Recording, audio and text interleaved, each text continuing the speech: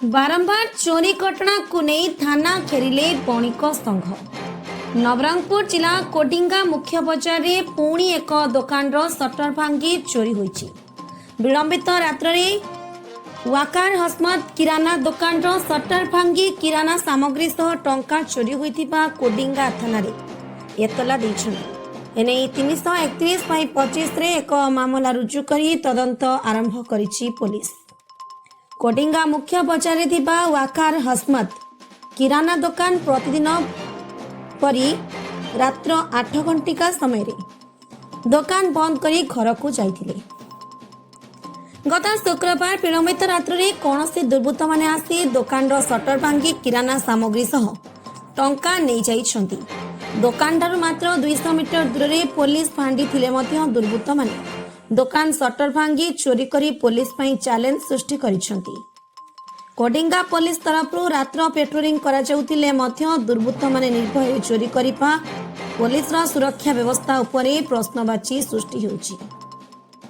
सूचना थाउ कि कोडिंगा बजारे गत 2 मास भितरे गोटिए दिन रे 3टी आउ गोटिए दिन रे 2टी और केउ दिन गोटिए एई भली लगातार चोरी हेउथिबानी आज कोडिंगा बणिक संघ तरफरु समस्त दुकान बजार बंद करी संघर कर्मचारी माने थाना घेराव करिसंती।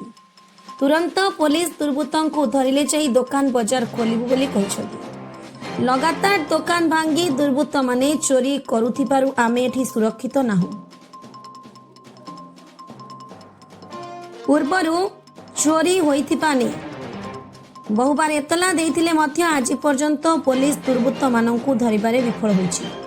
रात्र पेट्रोलिंग कड़ाकड़ी कराଯାଉ ବୋଲି बणिक संघ सभापति त्रिलोचन सिंह कहिसथि। पापड़ाहांडी एसडीपीओ सत्यजित कंडेलकल घटनास्थल रे पहुंची आगकु एभली घटना हेबो नाही।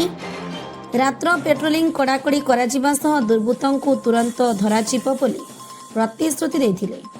प्रतिश्रुति पाइबा परे थानारू उठिथिले बणिक संघ। नवरंगपुर जिला प्रतिनिधि संतोष कुमार का रिपोर्ट, कोरापुट समाचार ओडिशा।